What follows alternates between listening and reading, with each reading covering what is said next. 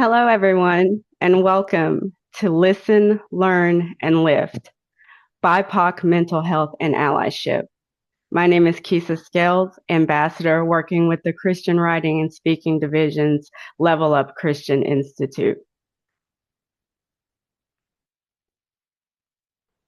So while today I will be providing you with the first introduction to one of MPrep Inc.'s newest course editions called Rise and Thrive, the culturally grounded mental health and leadership course for Black and Brown professionals, I want to first share a story with you, Maya's story. It was Monday morning, and Maya, a mid-career professional, sat in another meeting where her ideas were overlooked and her very presence was questioned. She felt the weight of code switching or shifting from your natural voice and dialect to fit a certain communication standard. She felt the exhaustion of having to prove herself over and over again, and the longing for a space where her identity was considered a strength and not a liability.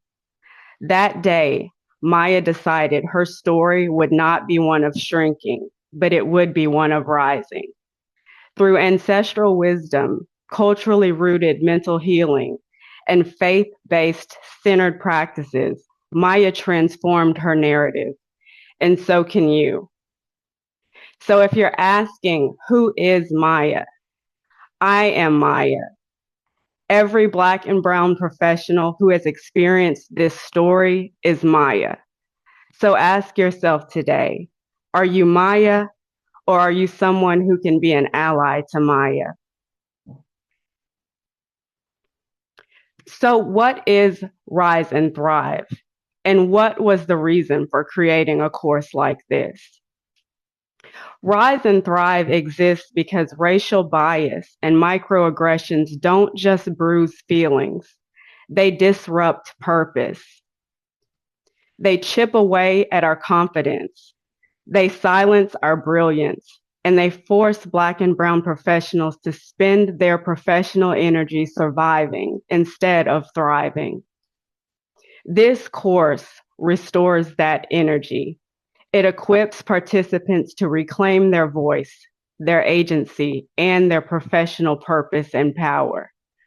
This course also gives allies and aggressors the tools that they need to recognize harm, interrupt it, and build workplaces where everyone can rise. It's a transformative self-guided course created to empower Black and Brown professionals and to equip all learners with the awareness and allyship skills needed for all of us to listen, learn, and lift. So I want to start with a simple exercise. Raise your virtual hand or type yes in the chat if you're here to grow as a leader. I'll kick us off. I'm definitely here to grow as a leader.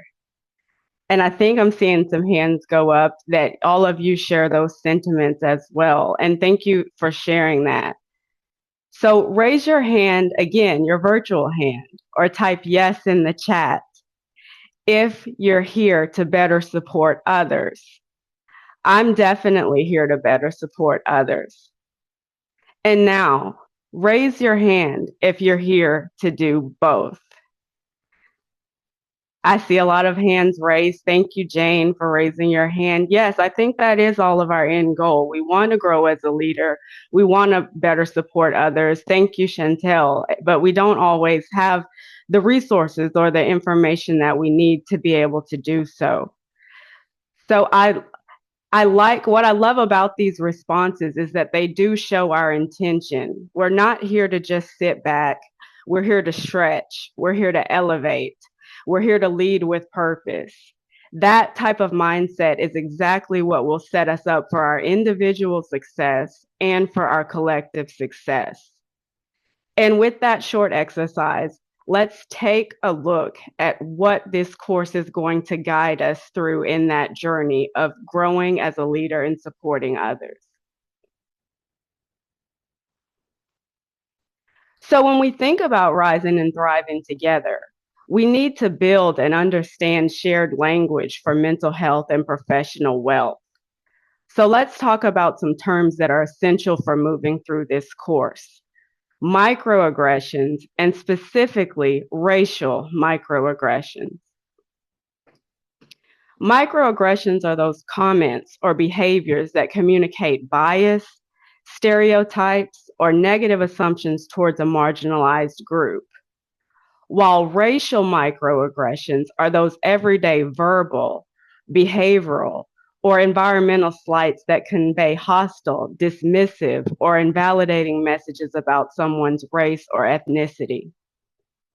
And while the term micro does indicate small, microaggressions are anything but small, and their impact is real. These are the comments or behaviors, intentional or unintentional, that are often rooted in ignorance or preconceived notions or in sending dismissive or invalidating messages just because of something someone looks like, how they speak, these types of things. These are still microaggressions, even if someone feels like they, quote, mean well, or they, quote, don't mean any harm. Every professional needs to understand these concepts because they shape trust, they shape our belonging, and they shape our psychological health and safety. When we can recognize when these things are happening, we can prevent harm and we can create workplaces where people genuinely feel included and respected. So why does all this matter? What is the impact of microaggressions on mental health for the BIPOC community? Recent mental health research has sought to just answer that very question. In a 2006 study by Irvin et al., a national sample of more than 400 Black women highlighted experiences of gendered racial microaggressions at all age groups. And these experiences were significantly associated with higher rates of anxiety and depression. In a 2005 study by Ezemanika et al., a sample of 200 rural Black women reported 21.5% and 31% of clinical depression and psychological distress, respectively, with those outcomes being directly linked to their experiences with racial microaggressions. So let's dive in and take a look at what these microaggressions look like in real time, in real professional settings. Let's start with some examples of verbal microaggressions. You're so articulate. That implies surprise that a person of color is intelligent or well-spoken, reinforcing stereotypes about competence. Or what about I don't see color? While it may appear to be a supportive statement on its surface, it actually erases racial identity and it invalidates a person's lived experiences with racism. Or how about your name is too hard to pronounce? Do you have a nickname? This sends a message that someone's identity is inconvenient and should be altered to suit others' comfort.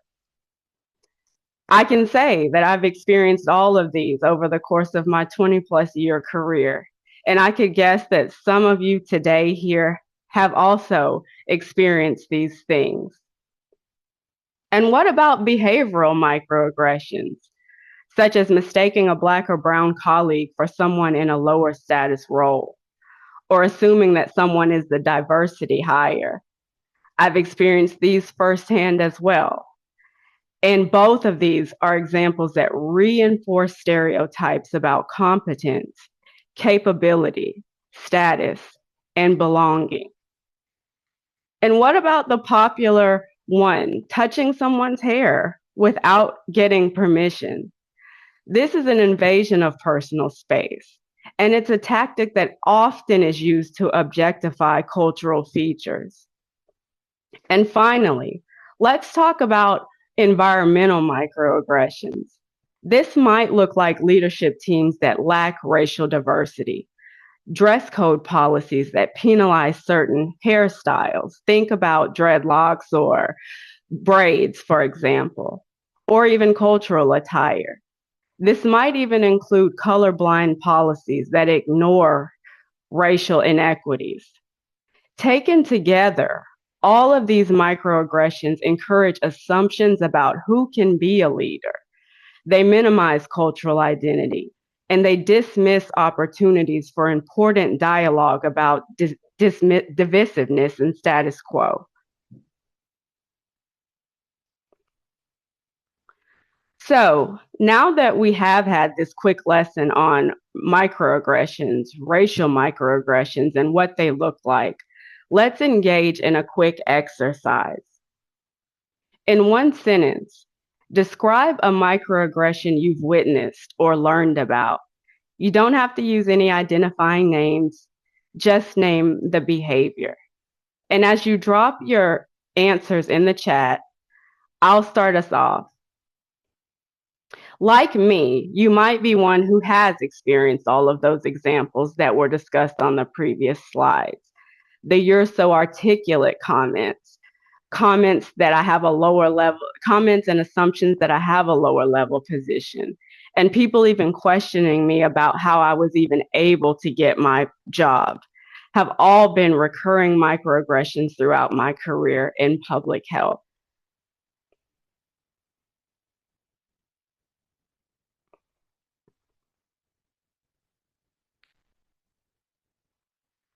Thank you. Yes, thank you for sharing your answers in the chat. It looks like a lot of you have had some experiences with this. It's a real thing, and it is an uncomfortable topic sometimes. I see a lot of yeses where you guys have said that you've experienced these things in real time. Miss Wilson said she doesn't like it when people touch her hair or look surprised when they hear she's well educated. Yes, that those are very real microaggressions. They're persistent, they're pervasive, and they still sting no matter how many times you hear them. People can say, people can say, I've heard this over and over and over again, and it still stings. And it does, because it's difficult to walk sometimes in this life, in this skin, and have to hear those same microaggressions over and over again. Thank you. Thank you, Ms. Wilson, for sharing that.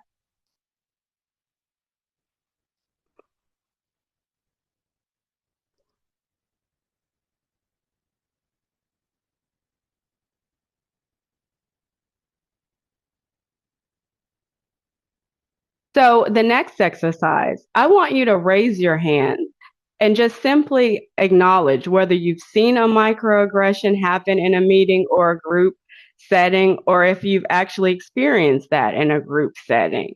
And again, I'll speak up, and I certainly have. I think I've said as we've gone through that I've experienced a lot of these microaggressions. Annika, thank you. Yes, we see them, we experience them. It's a real thing, and we have to acknowledge it. We have to acknowledge that elephant in the room if we're going to be able to make some real progress towards moving through this as a team, as aggressors, as allies, as people who are experiencing these things in real time as a BIPOC professional. So thank you for sharing that. And the last part of this, what is your comfort level with speaking up if you experience them firsthand or if you witness them? Are you comfortable, uncomfortable, or somewhere in between? Please start dropping your thoughts in the chat. And I'll say that while I'm certainly more comfortable speaking up about this issue now, there was a time when I was timid and fearful to speak up. And what I want to emphasize here is whether you're comfortable, uncomfortable, or somewhere in the middle, there are absolutely no wrong answers. This is simply a time to acknowledge where you are in your journey and just make a personal commitment to making real progress.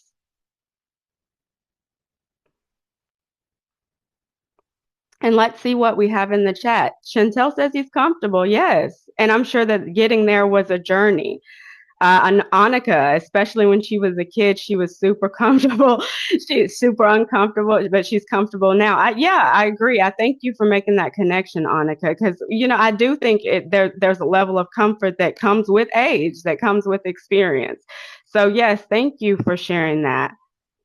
Oh, Miss Wilson said she asked people what do they mean when they're saying that they're when they're saying it, because many people are unconscious that the behavior is offensive. Absolutely, absolutely. That's what I was saying previously. Some people really do think that they don't mean any harm. And this is why we need to educate on this topic. This is why we need to connect this topic to mental health disparities.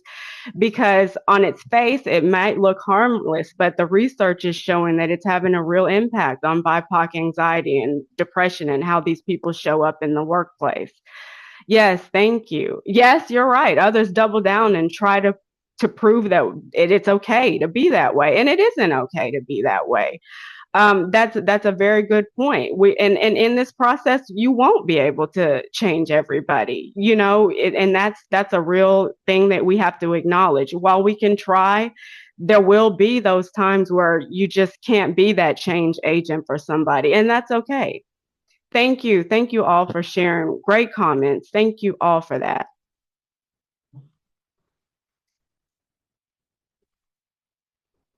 So let's start taking a high level look at what some of the modules in this course look like. So let's start with module 1, claiming your cultural identity and calling, rooted in identity and honoring your story. And I want to say that while this course is targeted towards the mental health and well-being of BIPOC professionals, each module does carry with it a lesson for allies or a lesson even for aggressors, with a call for intentional awareness, intentional allyship. And so what I want to say here is that our identities shape how we lead. For Black and Brown professionals, identity is often a well of resilience, creativity, and purpose. Honoring our story, including the people who shaped us, it can be a powerful leadership practice. And for aggressors and allies, understanding your own cultural lens helps you recognize bias, avoid assumptions, and show up as an intentional ally, someone who's willing to learn, someone who's willing to even intercept if they need to. So let's do a brief exercise. Share in the chat one cultural value, tradition, or even a person whose influence has shaped who you are today. And I'll even start us off. I grew up surrounded by a lot of women in my family, my mother, my grandmother, my aunts, women who poured cultural pride into me long before I even really understood how much I would need it later down the line. They taught me who I was. They taught me where I come from. They taught me why my voice mattered.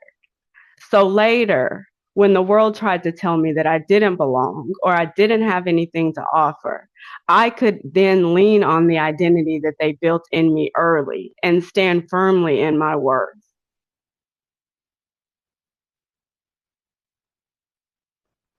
Thank you, Annika. Grandmother was a huge influence. Yes, so was mine. I think we learn to really appreciate those people, as we move on in life.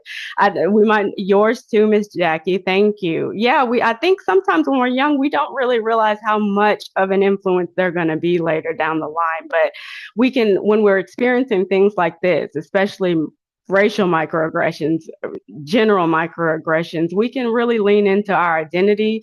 We can lean into those people who really grounded our culture in us to sort of come back to ourselves when people are trying to take us away from ourselves. So yes, thank you. Thank you very much for that. So before we transition to the next module, I just really want to stress that grounding ourselves in our identity and our cultural story helps to set the foundation for how we care for our well-being, for how we use our voice, and for how we as professionals get to navigate our leadership journey. So Module 2 explores mental health and emotional wellness. It's a healing module to help us sort of heal as we go. This module helps Black and Brown professionals understand that our emotional experiences are valid. Racial stress is a real thing, and tending to your mental health and well being is an act of leadership. If you are an aggressor or if you're an ally, this module will help you expand your understanding of racialized stress. It'll help you respond with empathy, and it'll help you avoid minimizing others' experiences. So let's do a brief exercise. In one word, share in the chat how stress shows up for you. It could be mentally, emotionally, or physically. And as you're dropping your responses in the chat, I will kick us off. For me, stress shows up as tension. My mind tenses up. My body tenses up. And it can really stop me in my tracks. It can infringe upon me really carrying out my true purpose. So I'm curious, how does stress show up for you in your life? Are you does it show up in your body? Do you feel it more physically? Do you feel it more emotionally? I want to hear from you guys.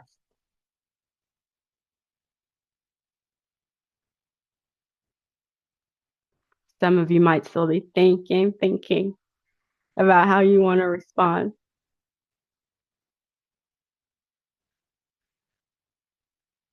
Not able to sleep. Yes. Yes, Jane. Insomnia is a big one. It does show. Thank you, Jane, for that. Insomnia is a big one. I think I should have probably added that one to my list too when I'm stressed out.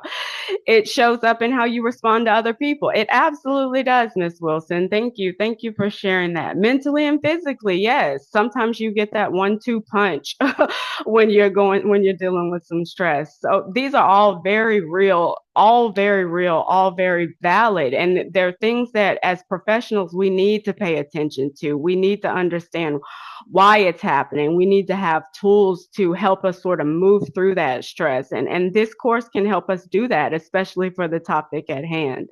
So thank you, thank you.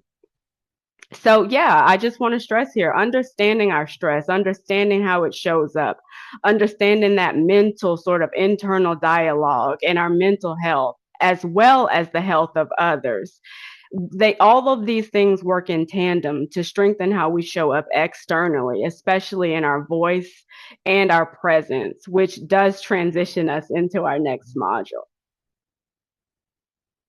So, module 3 is all about confidence, voice, and presence, centering yourself with a bold belonging. For BIPOC professionals, this module helps us understand that our voice does carry power. Reclaiming our voice is an act of belonging, it's an act of self advocacy, and becoming your own personal ally. And I want to say that while external advocacy is crucial in this issue, we don't have to sit idly. As BIPOC professionals, we can start with ourselves. For aggressors and allies, this module helps you expand your awareness and learn about those areas where you can sound the alarm and use your voice to interrupt bias, to amplify equity, and to create space for others. So let's do another brief exercise. Share in the chat one situation or one environment where you feel the most confident.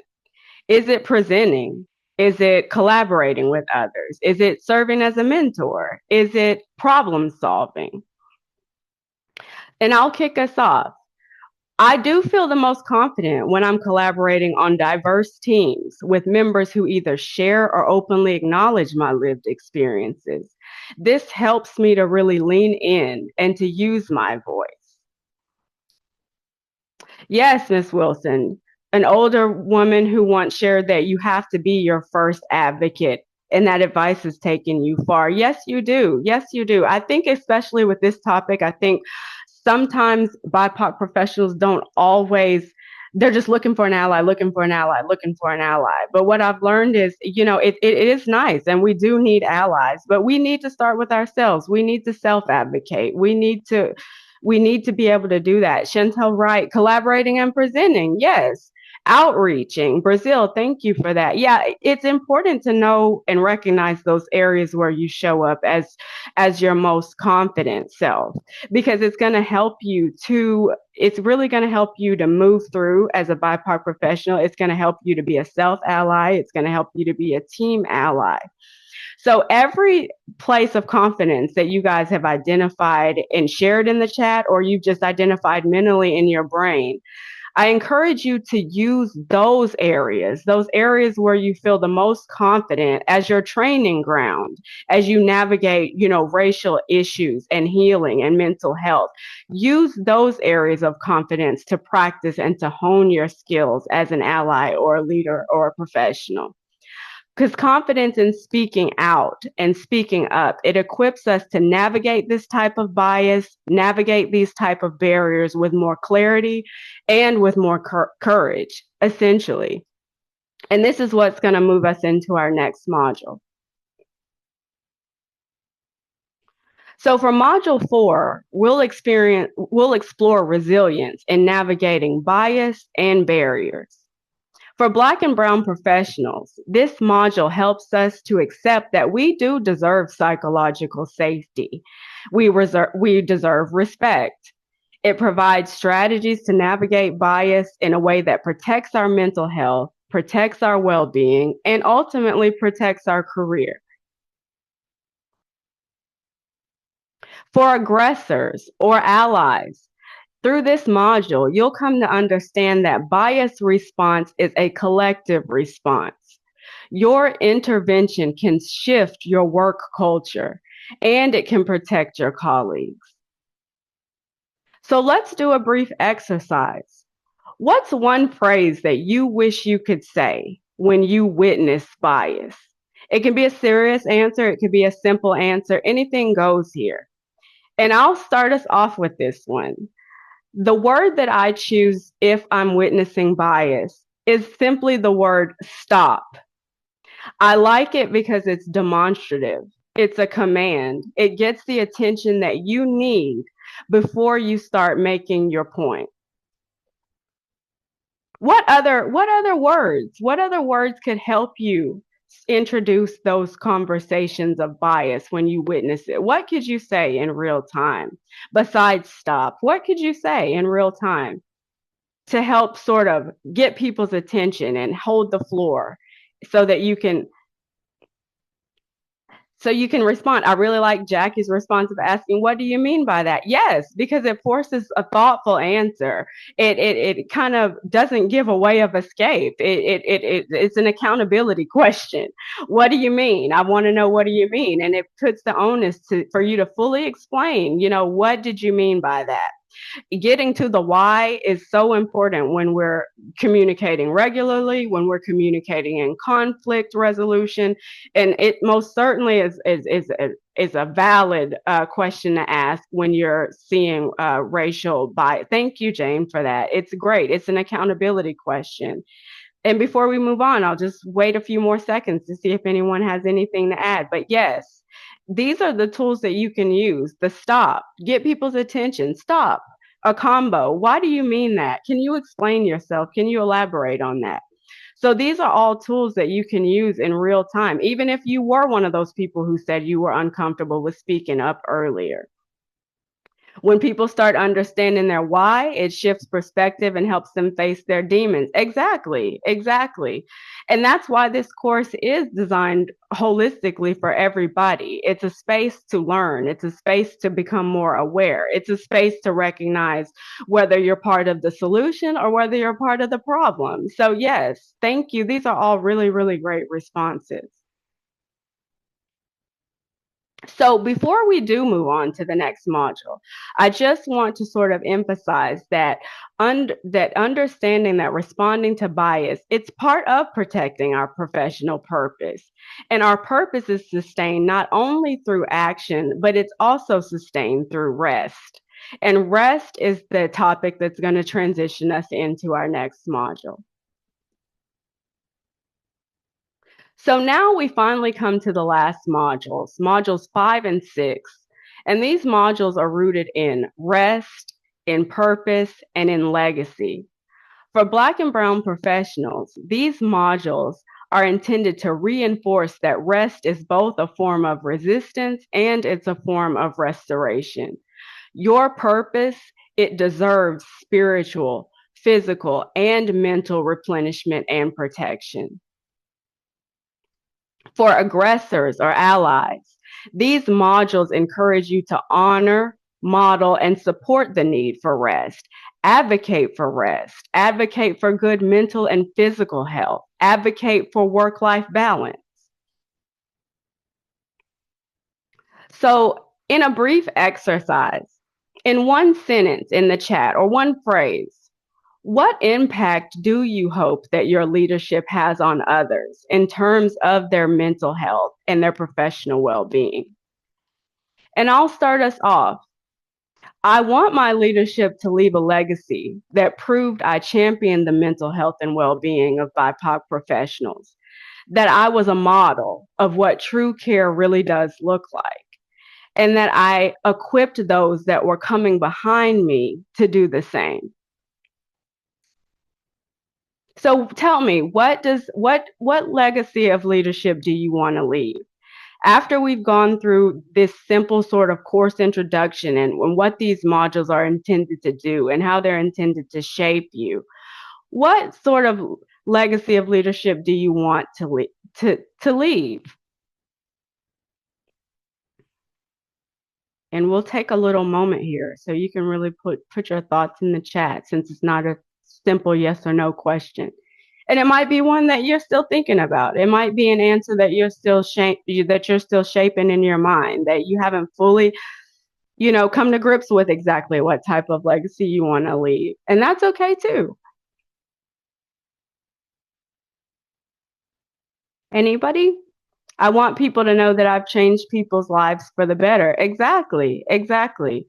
That sort of collective leadership, that your leadership is making you better, it's making those around you better, that it's inspiring them to change others. Exactly. We want good leadership to be contagious. That's anything good, we want to be contagious. So yeah, we want to change people's lives. We want to inspire them to change better. We want to be that sort of good contagion that's contributing to the overall health and well-being of BIPOC professionals, of our allies, of everybody. So yeah, thank you.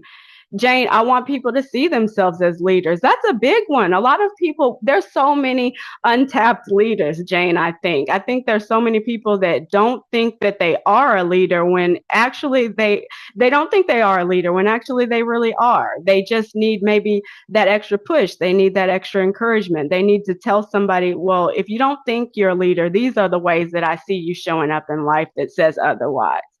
So yeah, that's an excellent answer. You want people to see themselves as leaders. I agree. When they see themselves as leaders, they'll start walking more into that leadership voice and that leadership power. So yeah, wonderful answers. Thank you all for these great responses in this interactive presentation. And so I just want to say that the point of this course, the point of this sort of mini course introduction and exercise workshop, is really intended to encourage us all to work together to build our legacy on listening to each other, learning from each other, and lifting each other into our purpose. Yes, Mr. Wright, to add value, to make genuine connections, to make a positive impact on people's lives. Yes, genuine connections. That one sticks out to me, because you don't want a lot of surface level connections. While they are important and while they do help us take care of our day-to-day business, it's those genuine connections that really can make long-lasting relationships. They can really build relationships, build trust, build the teams that are really focused on, not only the business of the organization, but also just really genuinely caring for each other and protecting each other in psychological safety, in speaking up, in rest, in all of the things that these modules cover. So yes, adding value, making genuine connections. Let's all just strive to make genuine, true connections, not surface level connections. So yes, thank you. That's a wonderful, wonderful response. So I want to thank you for your time. And as you leave today, I hope that you all have been able to see how every choice we make, how we rest, how we show up, how we speak up for ourselves, for other people, how we support each other shapes the legacy that we leave. And I hope that you'll remember that when Black and Brown professionals are free from the weight of racial bias and stress, they don't just survive, they thrive. They transform organizations through their purpose. Rise and Thrive teaches aggressors, bystanders, allies, and BIPOC professionals. It teaches us all how to dismantle harmful patterns and replace them with accountability, with cultural humility, and with our shared leadership. The result of that is a workplace where purpose is no longer obstructed by prejudice and where everyone benefits from the full, unapologetic brilliance of BIPOC professionals and leaders. So I charge you with this today. I ask you to commit to one practice that you will carry forward from today, something that strengthens your voice, your mental well being, and it strengthens your allyship of self and your allyship of others. What is that commitment you'll make to yourself and others as you move forward in your leadership? For me, I will commit to listen, to learn, and to lift myself and others so that we can all rise and thrive together. If you're wondering, where can I start rising and thriving through mental health and allyship? Then visit www.imprep.com/Lucy to start your journey today. Thank you all for your commitment to listen, learn, and lift today. Thank you.